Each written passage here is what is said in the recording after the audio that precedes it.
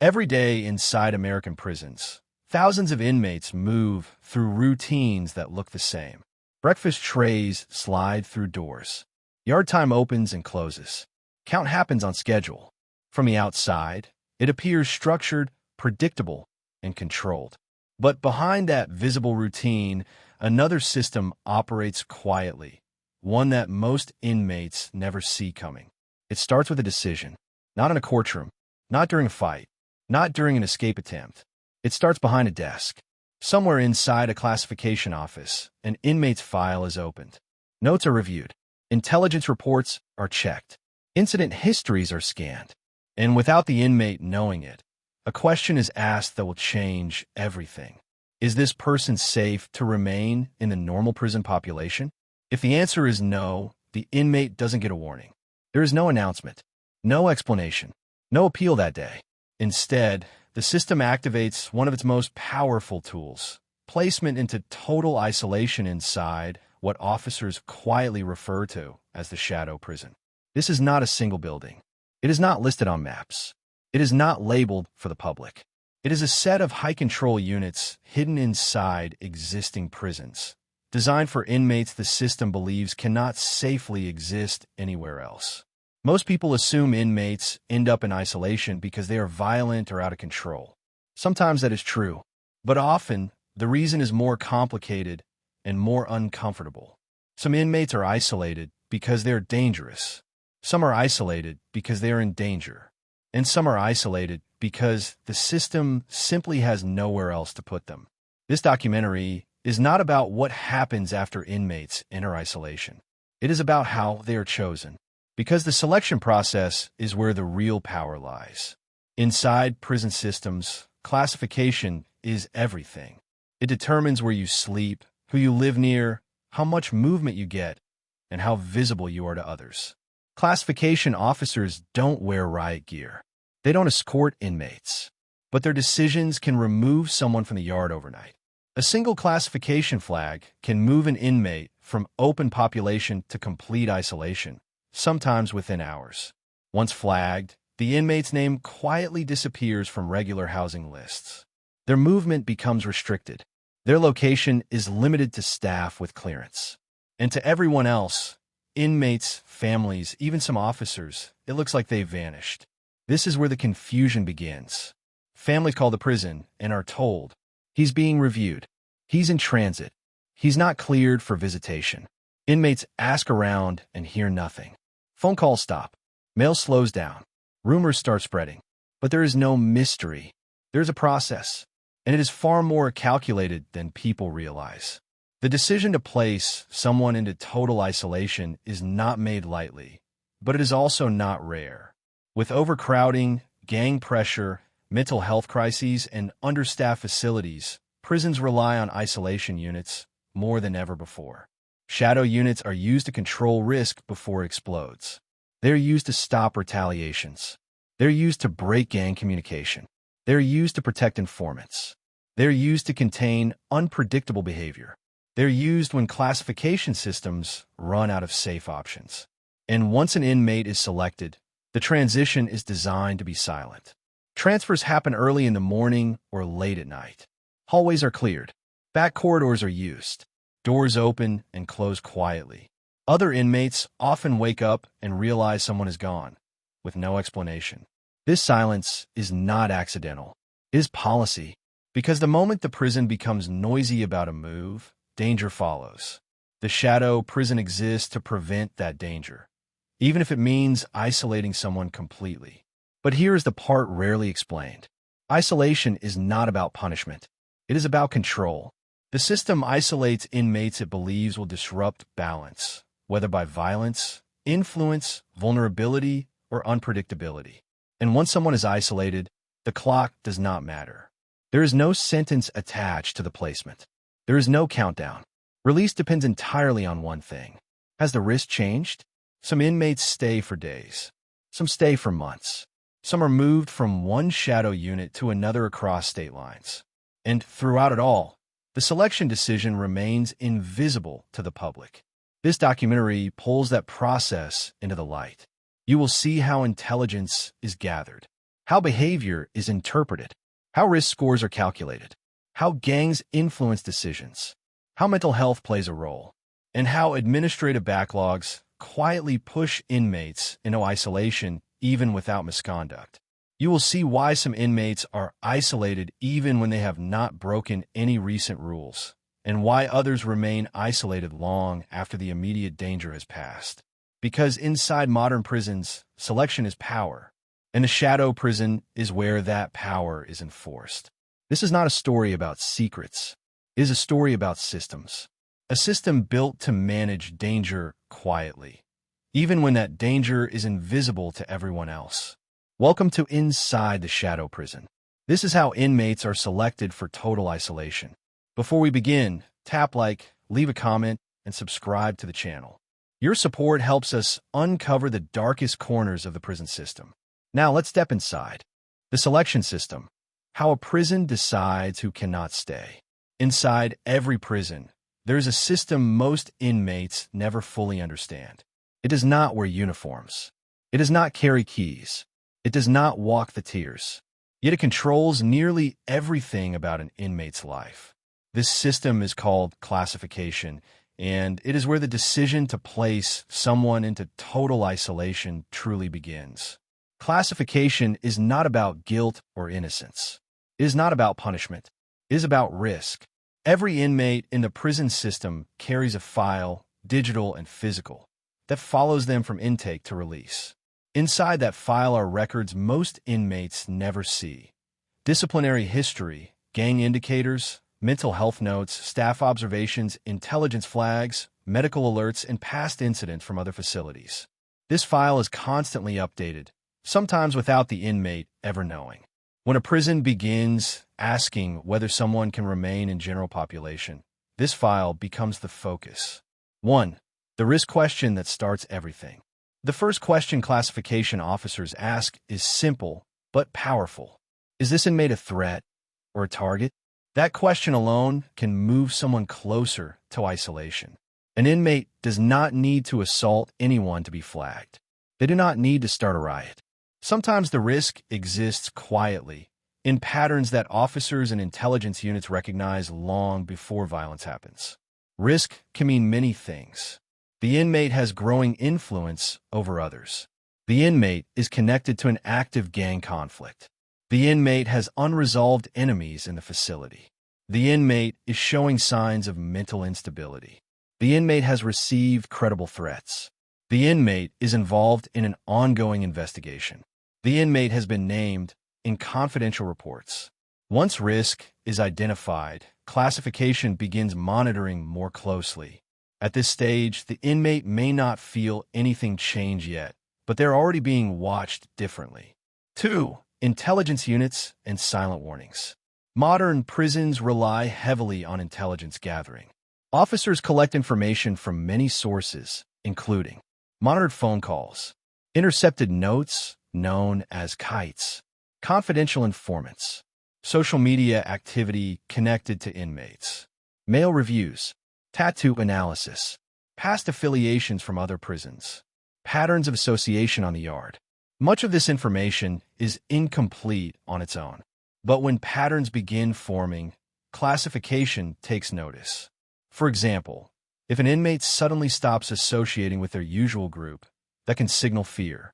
If another inmate's name appears repeatedly in intercepted notes, that can signal influence. If informants warn of a planned assault, classification acts before proof exists. This is one of the most controversial parts of the system. Decisions can be made without a public incident ever happening.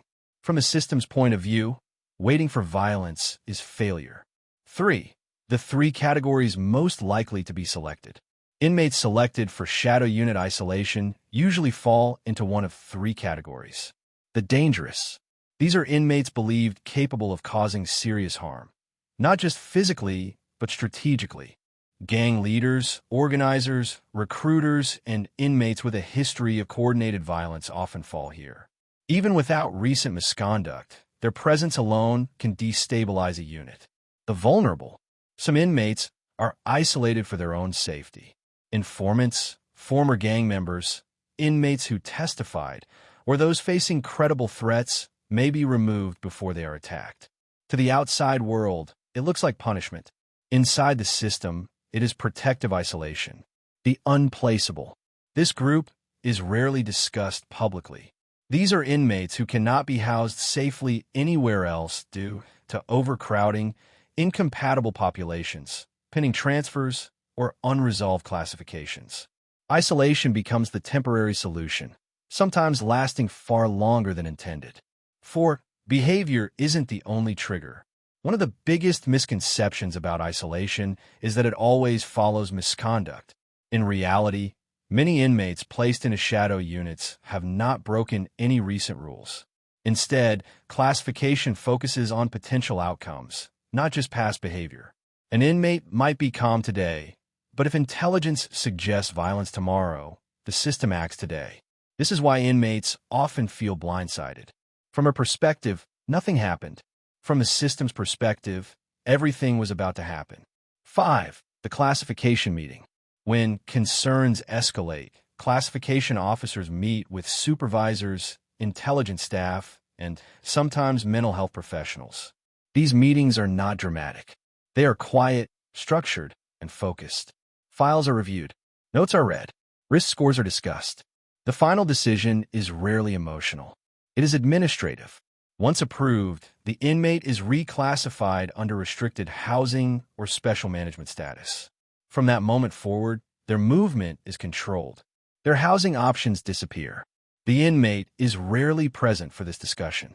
6. Why speed matters. When classification decides isolation is necessary, speed becomes critical.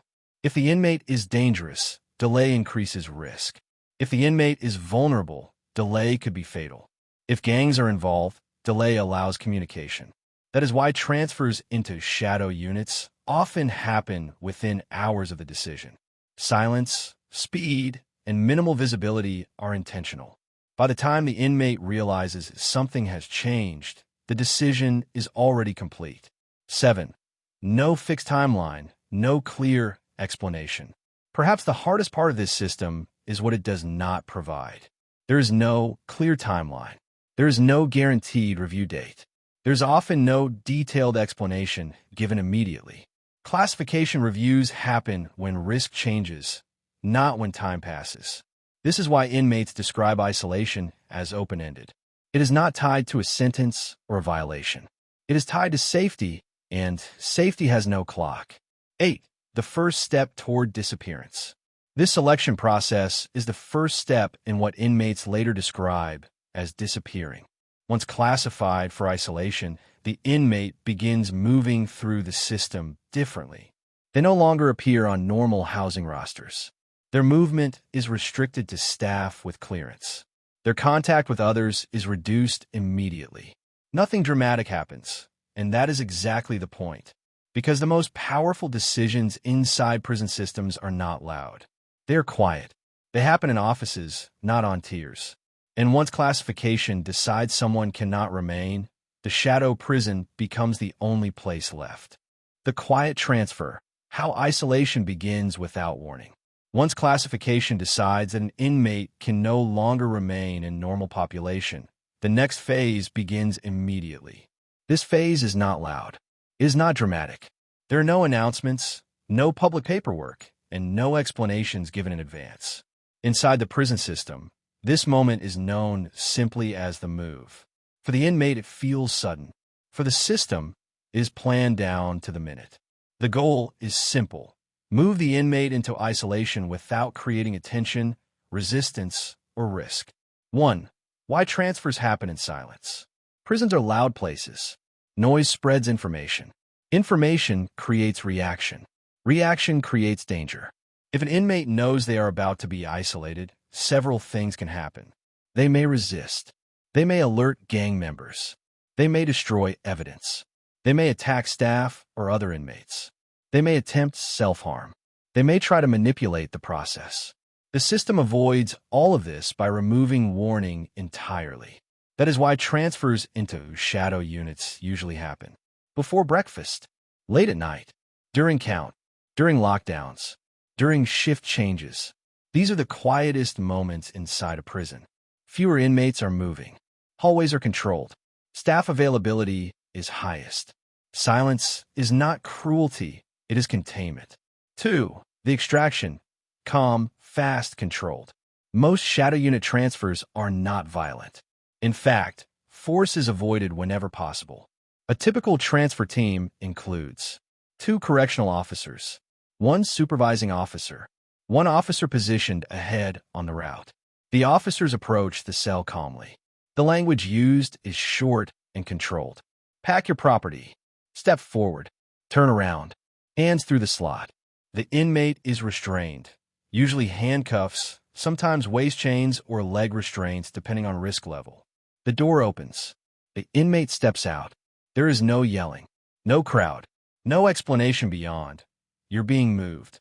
Nearby inmates often do not even realize what is happening. The door opens and closes quickly. Within minutes, the inmate is gone. This quiet removal is intentional. The fewer people who notice, the safer the move. 3. The hidden routes inside the prison. Most people imagine prisons as open yards and long visible hallways. In reality, prisons are full of restricted corridors that most inmates never see. These include service tunnels, maintenance hallways, basement corridors, stairwells connecting old units, utility access routes, staff-only passageways. Shadow unit transfers almost always use these routes. The inmate does not walk past the yard. They do not cross population tiers. They do not pass common areas. Every door opens only after the next door is secured. Radios are quiet. Officers check intersections before moving forward. From the outside, it looks like nothing happened. For what the inmate experiences during the move. For the inmate, the transfer is confusing. They may ask, "Where am I going?" The answer is vague. Temporary housing. They may ask how long. There is no answer. Many inmates describe the same feeling. Not fear, but uncertainty. They're walking through parts of the prison they never knew existed. The air feels colder. The hallways are quieter. The lighting is harsher. This is often the moment they realize something serious has changed. 5. Arrival at the shadow unit. When the inmate reaches the shadow unit, the environment is immediately different. The unit is smaller. The doors are heavier. The cameras are closer. The officers speak less. Before placement, the inmate goes through intake again. Property is inventoried. Clothing may be exchanged. A brief medical check is completed. Mental health screening may occur. Housing assignment is finalized. There is no orientation. No explanation of how long they will stay. The door closes. From that moment on, the inmate is no longer part of normal prison movement. 6. Why families and other inmates lose track. This is where the idea of disappearance begins. Prison location systems are not updated in real time. Some update once per day. Some update only on business days. Shadow units are often listed under restricted categories that do not appear publicly. Families call and hear. He's in transit. He's under review. He's not cleared for visits. Other inmates ask around and hear nothing. The inmate hasn't vanished, but their location is now limited information. This is not secrecy for secrecy's sake. It is policy designed to protect staff and inmates alike. 7. No countdown, no clock. Perhaps the most difficult part of entering isolation is what the system does not provide. There is no release date. There is no fixed review timeline. There is no guarantee of return to population. Isolation lasts until classification decides the risk has changed. For some inmates, this is days. For others, weeks. For some months. Time stops being a factor. Safety becomes the only measure. 8. The move is the point of no return.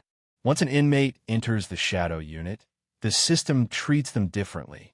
Movement requires approval. Communication is restricted. Every action is documented. Even if the inmate returns to population later, the file remains marked. The transfer itself becomes part of their record.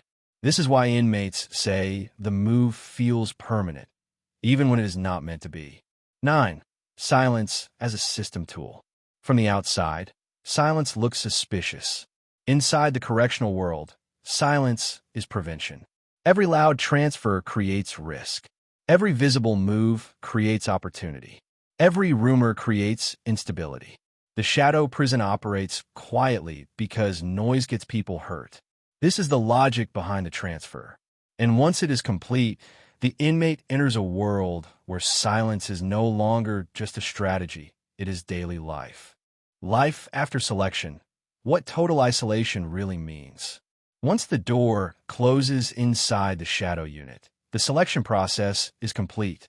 The inmate is no longer being evaluated for placement. They're now living inside the result of that decision. This is where many assumptions fall apart, because total isolation is not chaotic, violent, or dramatic.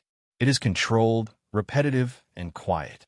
And over time, that quiet becomes the most powerful force inside the unit. From this point forward, life is no longer measured by programs, movement, or interaction. It is measured by routine. 1. The immediate change in environment. The first thing most inmates notice is not fear, it is stillness. In general population, even segregation units are loud. Voices travel, doors slam, arguments echo. In the shadow unit, sound is minimized by design. Doors are heavier, corridors are shorter. Fewer inmates are housed in the same space. The lighting never fully turns off. The temperature stays consistent. The environment barely changes from day to night. This creates a strange effect. Time loses its normal markers. There is no yard noise to signal morning, no crowd movement to signal meals, no loud counts to break the day. Instead, the inmate learns time by footsteps and tray slots. 2. Daily routine, control without variation. Life inside total isolation follows a rigid structure. While exact schedules vary by facility, the pattern is always the same. Morning begins without an announcement. Officers conduct visual checks through door windows. Breakfast trays are delivered through slots. There is no movement to a chow hall. No talking across tiers. Medical rounds happen quietly. Medication is passed. Basic questions are asked. Mental health staff may stop briefly, but interactions are short and controlled. Showers are scheduled one inmate at a time. The escort process involves restraints, even for inmates who have shown no violent behavior. This is not punishment, it is policy. The system treats every isolated inmate as a potential risk. Recreation, if allowed, happens alone. A small cage, a short time limit, no equipment beyond basic space to walk or stretch. Some inmates receive 1 hour a day. Others receive only a few sessions per week, depending on staffing and risk level. Lunch and dinner repeat the same pattern as breakfast. Trays through slots. No communal activity. At night, rounds continue. Lights remain on. Silence returns. Days blur together because nothing changes. 3. Human contact becomes rare and transactional. One of the most difficult adjustments for inmates is the loss of casual human interaction. In total isolation, contact exists only for specific purposes. Escorts, medical checks, mental health screenings, classification reviews. There are no casual conversations. Officers are trained to keep communication minimal, not because they lack empathy, but because manipulation, escalation, or misunderstanding can quickly become dangerous. A few words take on meaning. A simple stand by or turn around replaces normal conversation. Over time, inmates stop trying to talk unless necessary. This reduction in interaction is intentional. It prevents influence, manipulation, and dependency, but it also removes connection. 4. The psychological adjustment. The human brain adapts to its environment. In total isolation, that adaptation is unavoidable. In the first weeks, many inmates feel restless. They pace. They exercise excessively. They try to fill time by cleaning, organizing, or writing. As weeks pass, thinking patterns begin to shift. Some inmates experience heightened awareness of small details, sounds, shadows, routines. Others struggle with concentration. Sleep patterns change due to constant lighting and lack of stimulation. This does not happen to everyone the same way. Some inmates remain stable. Others experience anxiety, depression, or emotional flattening. What officers notice most is not breakdown. It is withdrawal. Inmates speak less, react slower, avoid eye contact, show less emotion. This is not always suffering. Sometimes it is coping. 5. Communication with the outside world. Isolation also affects how inmates connect with family and legal support. Phone calls are limited and supervised. Some inmates go weeks without one. Visits are restricted or eliminated entirely, depending on classification status. Video visits, if available, are often delayed or denied due to security concerns. Mail still exists, but it moves slowly. Every letter is inspected. Delays are common. Families often believe something is wrong, and emotionally, something is. From the inmate's perspective, isolation creates distance not just physically, but emotionally. Communication feels harder. Explaining the situation is difficult. Many inmates stop trying. This is when families feel the disappearance most strongly. 6. No clear timeline, no certainty. Perhaps the hardest part of total isolation is uncertainty. There is no countdown clock, no sentence attached to the placement, no clear end date. Reviews happen when classification decides to review, often triggered by changes in intelligence, staffing, or institutional needs. An inmate may be reviewed and remain in isolation with no explanation beyond status unchanged. This uncertainty wears on people. Some inmates stop asking questions. Some submit repeated requests. Some lose hope of returning to population. From the system's perspective, certainty creates risk. If inmates know timelines, they plan around them. Uncertainty keeps the unit stable. 7. Officers see the effects too. Correctional officers working in shadow units are not immune to the environment. Many describe the job as mentally exhausting. The constant vigilance, the quiet tension, the responsibility of controlling high-risk individuals with minimal error. Officers often rotate out of these units to prevent burnout. Those who stay develop a professional distance, not out of cruelty, but survival. They see inmates change. They see withdrawal. They see stress. But they also see what happens when dangerous individuals are returned to population too soon. This creates a moral conflict few people outside the system understand. 8. Why total isolation continues. Despite criticism, total isolation remains in use because the system believes the alternative is worse. Without it, vulnerable inmates are attacked. Gang violence escalates. Staff are assaulted. Riots become more likely. Control breaks down. Isolation is not viewed as a solution. It is viewed as containment. The system accepts the psychological cost because it fears the physical cost more. 9. Life redefined by selection. At this stage, the inmate's identity inside the prison has changed. They are no longer just an inmate. They're a risk profile. Every action is logged. Every change is evaluated. Every decision about movement is filtered through safety. Even if the inmate returns to general population later, the selection remains part of their record forever. Total isolation is not just a place. It is a status.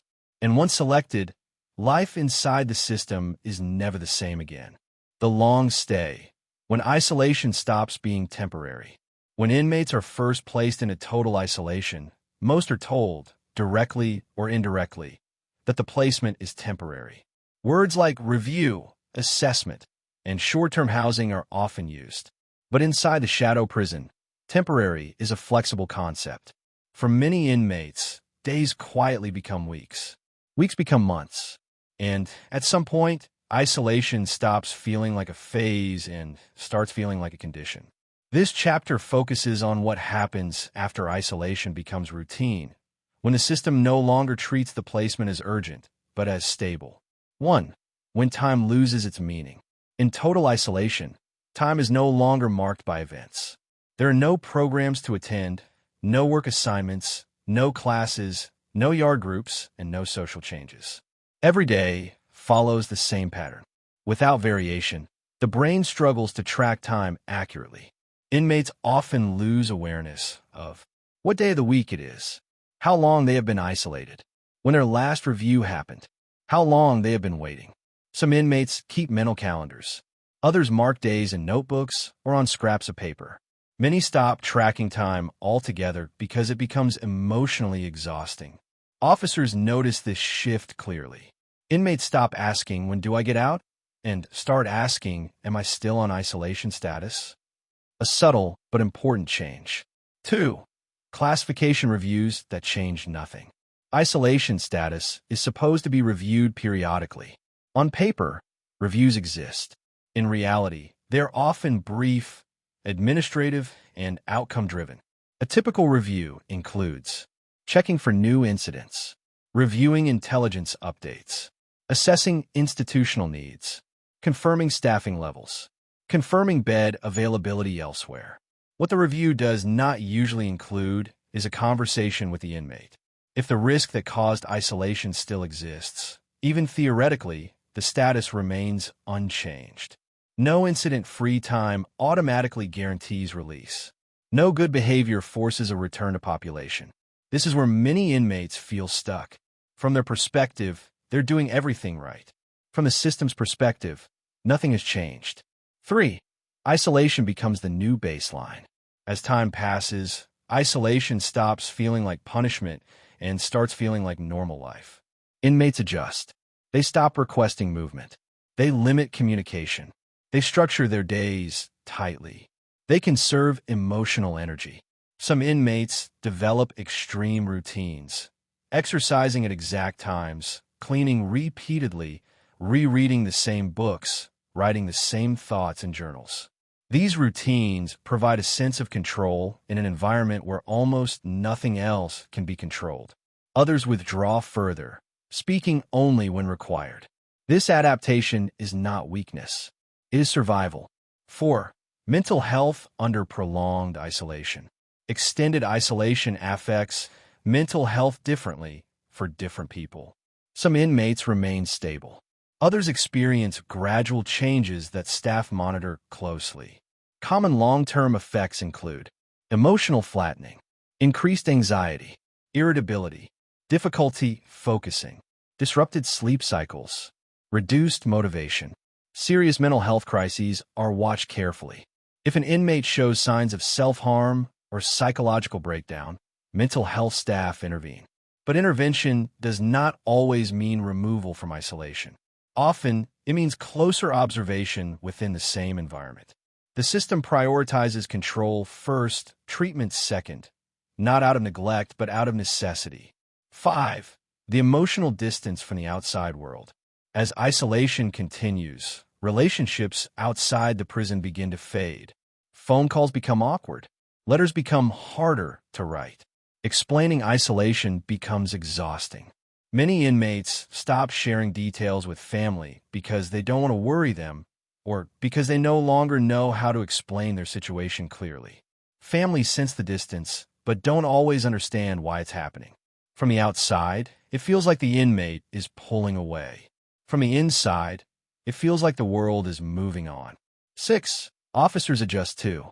Correctional officers working long-term isolation units also change over time.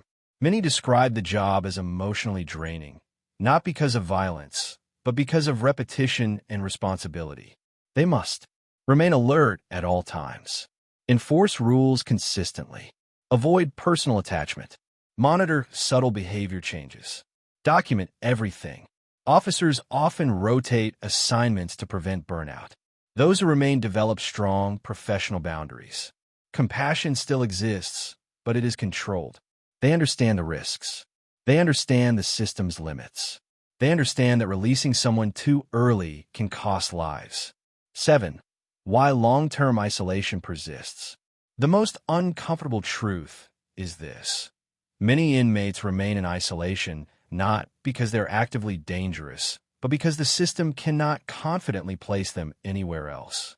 Reasons include unresolved gang conflicts, lack of compatible housing, overcrowded protective custody, delayed transfers, ongoing investigations, staffing shortages. Isolation becomes the safest option, not the best one. And because safety is the system's top priority, isolation continues. 8. When isolation becomes identity. After enough time, isolation stops being a place and becomes a label. The inmate is no longer described by their name first, but by their status. Restricted housing, special management, high control. That label follows them even if they move to another facility. It influences future classification decisions. It affects transfer eligibility. It shapes how staff approach them. The selection decision made weeks or months earlier continues to define their prison life. 9. The quiet weight of waiting. Perhaps the hardest part of long-term isolation is not confinement. It is waiting. Waiting for risk to change, intelligence to clear, space to open, paperwork to move, the system to decide. There is no action the inmate can take to speed this up. Control has fully shifted to the institution. And in that waiting, isolation does its deepest work. Not loudly, not violently, but slowly. 10. Selection's lasting impact. By this stage, it becomes clear that selection into total isolation is not a short interruption. It is a turning point. Even when inmates eventually return to population, they do so changed, more cautious, more distant, more aware of how easily the system can remove them again. The shadow prison does not need walls to leave its mark. The selection itself is enough. Release or removal. How the system decides who leaves isolation. By the time an inmate reaches this stage, one thing is clear: total isolation is no longer temporary. It has become a status that must be actively undone. Leaving the shadow prison does not happen automatically. Time alone does not qualify an inmate for release. Good behavior alone does not guarantee change. Instead, release depends on whether the system believes risk has been reduced enough to allow movement back into the wider prison world. This chapter explains how that decision is made and why many inmates remain isolated far longer than they expect. 1. There is no release date from isolation. Unlike disciplinary segregation, total isolation does not come with a fixed sentence. There is no countdown, no calendar posted on the wall, no number of days to complete. Instead, isolation status exists under one rule. Isolation ends only when classification determines the risk has changed. That risk could be threat to staff, threat from other inmates, gang influence, vulnerability, mental instability, institutional instability. If even one of those factors remains unresolved, the status stays. For inmates, this is difficult to accept. From a perspective, they may feel calm, compliant, and ready to return.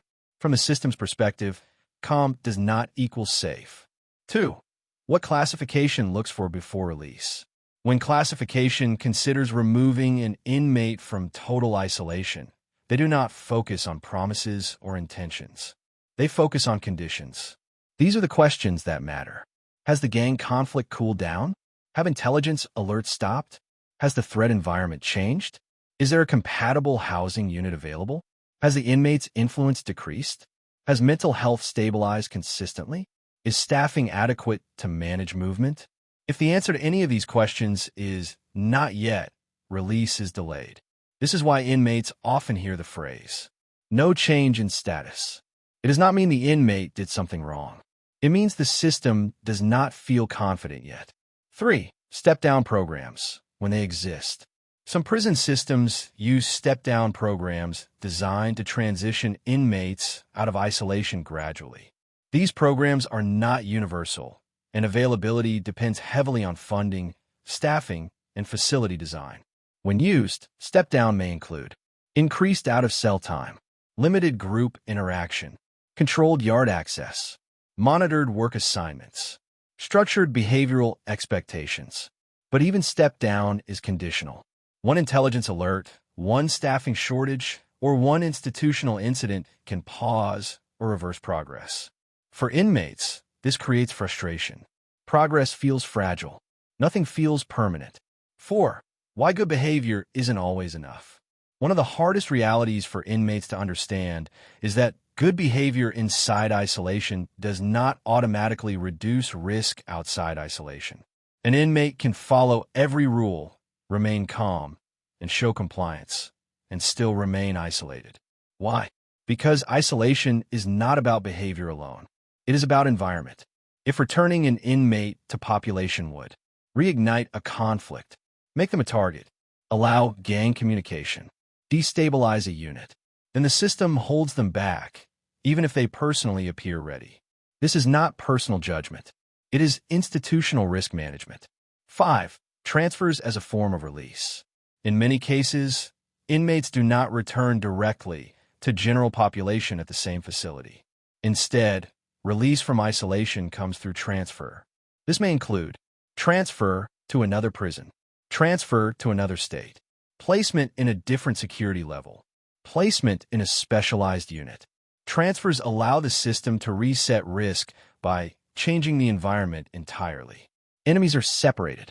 Influence is disrupted. Old patterns are broken. For the inmate, this feels like another disappearance, but it is often the only path out of isolation. 6.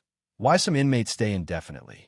Some inmates remain in total isolation for long periods because their risk profile never fully resolves. This includes inmates targeted across multiple facilities, high-level gang figures, inmates involved in ongoing investigations, inmates with chronic mental instability, inmates linked to repeated violence. In these cases, isolation becomes a holding pattern, not because the system wants permanent isolation, but because it cannot safely move the inmate elsewhere. From the outside, this looks cruel. From a system's view, it is containment. 7. The psychological impact of uncertain release. As weeks turn into months, uncertainty becomes heavier than confinement itself. Inmates struggle with lack of feedback, unclear expectations, unpredictable reviews, emotional exhaustion. Some stop asking questions. Some file repeated requests. Some lose hope of change. The system rarely provides detailed explanations because doing so can create negotiation, manipulation, or false expectations. Silence, again, becomes policy. 8. What happens after isolation ends? When inmates finally leave total isolation, the transition is rarely smooth. They return changed, more cautious, more withdrawn, more alert, less trusting. Some struggle with noise and crowds. Some avoid social interaction. Some remain fearful of being isolated again. Officers often notice that former isolation inmates follow rules closely, not because they believe in the system, but because they understand how quickly it can remove them again. Isolation leaves a permanent impression. 9. The final truth about selection and release. Selection into the shadow prison is not a moment. It is a process, and release from it is another process entirely. The system does not ask, has this inmate suffered enough? It asks, is it safe to move them?